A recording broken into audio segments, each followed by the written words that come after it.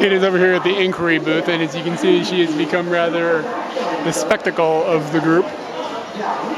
And in other news, let's see what she has to say.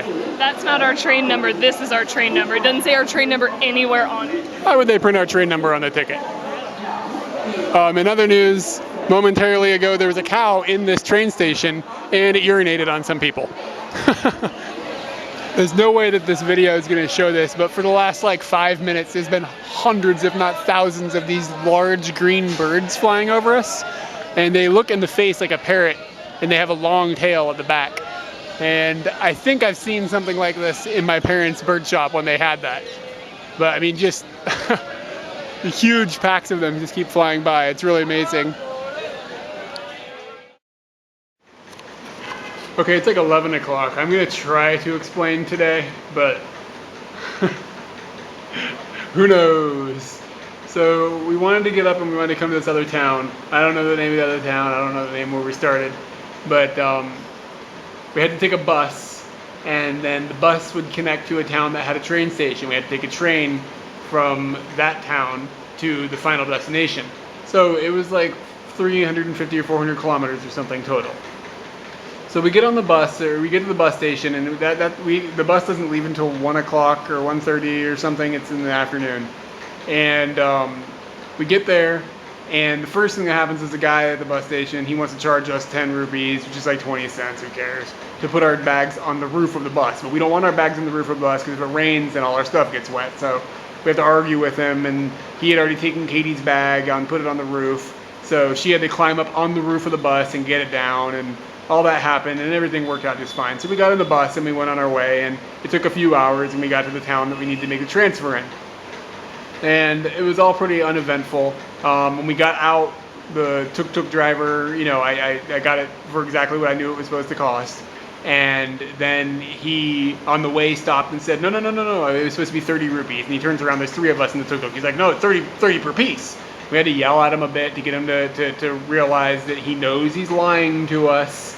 So we get to the train station, and we pay him the 30 like was agreed on, and that all went just fine. But I think he was trying to sell us drugs, but it was kind of weird. Like, I'm not sure, there was something else going on, but we just walked away. And so we get in the train station, and train stations in India are really confusing. So what ended up happening is you go up to a window, and you want to buy like a ticket.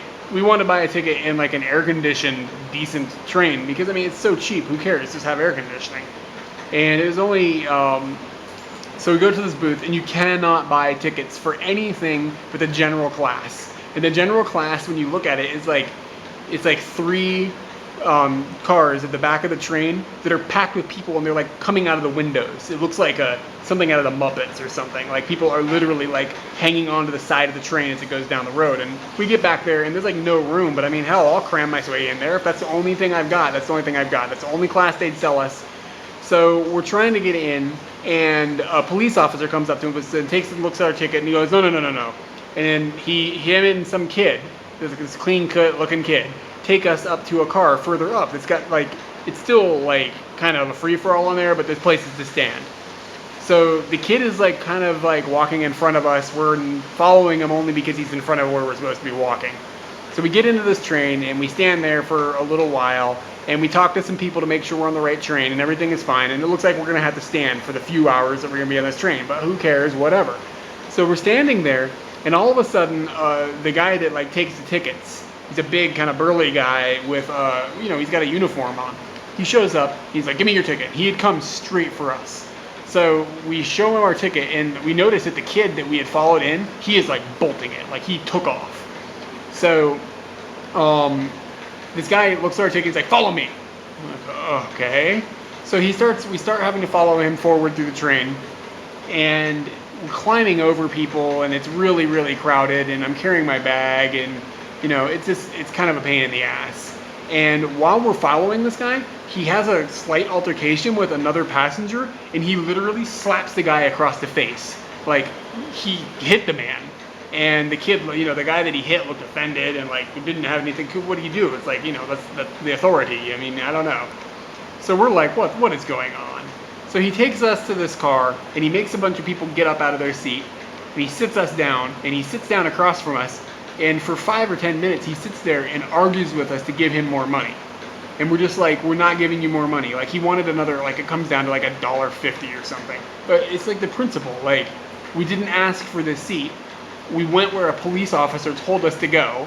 Like, we have done nothing wrong. There's no way we could have avoided this. Now he's sitting there making other people get out of their seats so he can try to shake us down for money to put in his pocket. And eventually, we just finally argue with him enough and play stupid, like, we don't know what you're talking about, we don't know what you're talking about, that he eventually just gives up and leaves. And he had our ticket in his hand the whole time that we walked through the train. He handed us back the wrong ticket. Like, I don't know what he was trying to pull. I'm not sure if it was a mistake or not, but the ticket that he gave us back wasn't the right ticket. So we ended up sitting there for a while, and I got up and offered the people that he ejected from their seats back, but nobody would take them. Like, they made me sit there. So it was really strange, and we sat there for way too long, and we got into town, and our guidebook's map is just complete trash. And it doesn't explain like where to go out of the train station, what direction the exit is. So we walk out, and we're just kind of like, I don't know, where are we? So we start walking, and we walk out, and like there's this huge group of people around us because they want to give us rides to their buddy's hotel so that they can rip us off at the hotel and yada yada yada. So we're going along walking, and we're walking the way that looks out, and we just keep walking, and they follow us for like probably half a kilometer. Like, they're just like on us. Hello, mister, hello, where are you going? Hello, mister, hello, hello, da da da da. Like, constantly in your ear. They do not shut up. And Katie, get the door. It's our passports. Okay, sorry. And so we're on our way up this road, and eventually we stop, and we're looking at our map, and two dudes on a motorcycle show up, and they seem legit. Like, they're like, what can we do to help you? And they're like, are these people bothering you? And we were like, yeah. And they yelled at them, and they yelled them in their language, and everybody left. Like, whatever these guys said, everybody was like, oh, and they left. So another tuk-tuk driver comes up, and we're talking to this guy on the motorcycle, and the guy on the motorcycle is explaining exactly how to get to where we were trying to walk. And he's like, you can't walk through this one area, it's really dark, it's shady. And I was like, well, I don't know if I have exact change for the tuk-tuk, because it was going to be another 30 rupees to take us in the tuk-tuk to where we're supposed to go, which is about right. It's a little inflated, but not miserably. So the guy was like, well, let me see if I have change. I mean, this guy was like going to give me, like, he's going to make change out of his wallet to help me. So, I mean, this is like the first legit person of the entire day who didn't try to swindle us out of something. I mean, he was actually being kind and helpful.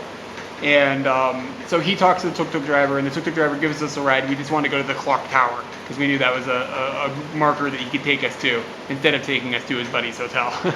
Because he can't argue that you're not at the clock tower, you know, it's the clock tower. So he took us to the clock tower, and we start walking. And then another group of people gets on us, and they want to give us all these, you know, they want to take us to where and there and this and that, and who knows, yada, yada, yada. And there's a guy in a bicycle rickshaw, so he's got 2 seats, and he's got a bike. And he's like following us kind of quietly, just like really saying he'll give us a ride. He knows where we want to go. And we were just like, no, no, no, no, because you never know where you're at because he's going to take you. So eventually we're just asking shop owners as we're going along, like, where is this specific hotel? And they're telling us this way, keep going, keep going, keep going. And the shop owners, they've got no interest in stealing from us, so you know you get a good answer out of them. So we're walking along and we're asking them this and this and this and this. And this rickshaw guy that had been with us for a while, he's pedaling ahead of us and he's kind of pointing us in the right direction. And it costs 10 rupees for a rickshaw ride, by the way. And again, we just didn't want to pay it. I mean, it's 20 cents, who cares? But we didn't want to pay it just because you don't know where to end up. So we end up walking all the way to where this hotel is that we were aiming for. And this rickshaw guy had actually been pointing us in the right direction the whole time. So I just gave him his 10 rupees just because he was actually being, like, honest. So that guy got paid his full fare, and he didn't even have to pedal us in his rickshaw. And then we get to the hotel, and the hotel is like 4 times the price that our guidebook says, which is no surprise because our guidebook is never, ever, ever, ever right. So we're in a really expensive hotel, but if we wandered around in the street anymore tonight, I think we'd go crazy. And it's too late, and we just want to go to sleep. So we're paying like way, way too much for the room, but at least it's clean, at least it feels safe, and we're ready to go to sleep. And I can't believe I made that video that long and didn't fall asleep while I was making it.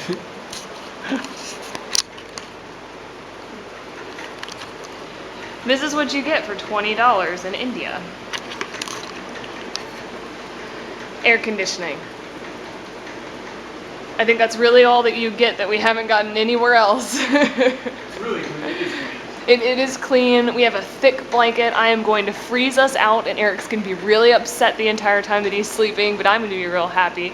We have chairs, a table, a dresser. TVs come in pretty much every room we've had. The bathroom has a Western toilet and a shower that kind of might be a shower. I turned it on and it sucks, but whatever. And we also have a man that stands outside our door and then knocks on it and asks me if I want any food. Veg, non-veg, and I tell him 1 more minute and he goes veg, non-veg. So I'm pretty sure he's on the other side of that door waiting for me to open it.